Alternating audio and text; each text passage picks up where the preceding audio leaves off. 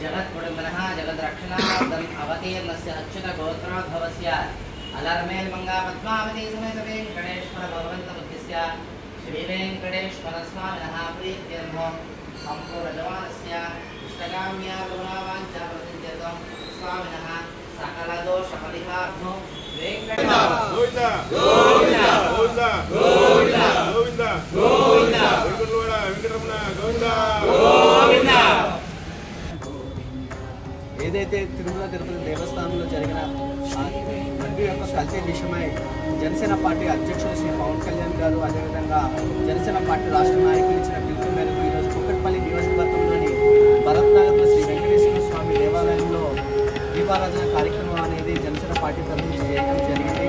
ఎందుకంటే మనం గత కొన్ని రోజులుగా వార్తలు వింటూ ఉన్నాం, ఎంతో పవిత్రమైన తిరుమల దేవస్థానం యొక్క లడ్డులో కల్తీ జరిగిందని, అందులో నాన్ వెజ్కి సంబంధించిన విషయాలు కలిసినాయి, ఆయిల్స్ కలిసినాయి అని ఈ విషయాలన్నీ కూడా మనకి ఆంధ్రప్రదేశ్ రాష్ట్ర సీఎం చంద్రబాబు నాయుడు గారు చెప్పారు.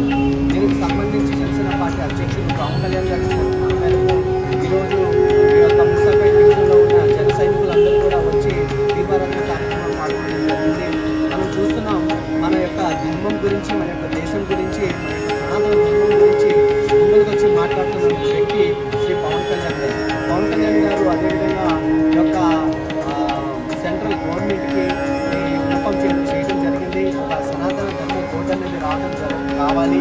ఎందుకంటే మన సనాతన ధర్మాన్ని, దాని సనాతన ధర్మం యొక్క ఆస్తుల్ని వీటన్నిటిని కాపాడుకోవడానికి ఏదైతే ముస్లిం వక్ఫ్ కోడ్ అనేది ఏ విధంగా ఉందో అదేవిధంగా మన హిందువులు కూడా సనాతన ధర్మ కోడ్ అనేది రావాలని ఒక విన్నపం అనేది చేయడం జరిగింది.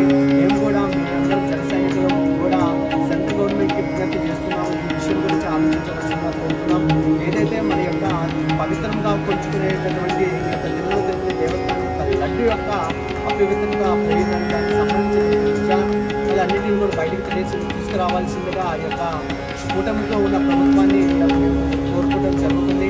రానున్న రోజుల్లో కూడా మన యొక్క సనాతన ధర్మాన్ని కాపాడుకోవాల్సిన బాధ్యత ప్రతి ఒక్కరిపైన ఉంది కాబట్టి ప్రతి ఒక్క హిందూ కూడా బయటకు వచ్చి ఈ విషయం పైన మాట్లాడవలసిందిగా ఈ గవర్నమెంట్ మీద ప్రెషర్ తీసుకురావాల్సింది. ఎక్కడైనా కూడా ఒక దేవాలయానికి సంబంధించి వాటి యొక్క ఆస్తులకు సంబంధించి వాటి యొక్క పద్ధతికి సంబంధించిన పద్ధతులు కలిగితే మాత్రం ప్రతి ఒక్కరు కూడా మనం అందరూ కలిపి మాట్లాడాల్సిన అవసరం లేదు. గత ప్రభుత్వం చూసుకున్నట్లయితే అక్కడ వైఎస్ఆర్ గవర్నమెంట్ అనేది పరిపాలించడం జరిగింది. అక్కడ ఒక లడ్డు అనేది మనం ఈరోజు కొంటే సాయంత్రానికి ఆ లడ్డు యొక్క క్వాలిటీ అనేది పోయేది, దాని టేస్ట్ అనేది పోయేది. అక్కడికి వస్తే ఆ దర్శనం ఒక టికెట్లు అమ్ముకున్నారు, అక్కడ రూములు టికెట్లు అమ్ముకున్నారు. ఒక ఫుడ్ సరైన ఫుడ్ అనేది ప్రొవైడ్ ఎంతో పవిత్రంగా తెచ్చుకునే ఒక అన్నదాన కార్యక్రమంలో కూడా పురుగులతో రావడం జరిగిన సిచ్యువేషన్స్ మనం ఎన్నో చూసాం. వీటన్నిటిని కూడా అది ఒక వ్యాపార కేంద్రంగా తయారు చేయడం జరిగింది. కాబట్టి వీటన్నిటిని కూడా మేము జనసేన పార్టీ నుంచి తీవ్రంగా ఖండిస్తున్నాం. ఇటువంటి చర్యలు ఎవరు చేసినా కానీ ఏ ధర్మంలో కానీ ఏ మతంలో కానీ ఇటువంటి చర్యలు కనుక చేసినటువంటి వాటిని ఖండించాల్సిన బాధ్యత ప్రతి ఒక్కరిపైన ఉంది. కాబట్టి మేము ఈరోజు కుటుంబాల నియోజకవర్గ జనసేన పార్టీ నుంచి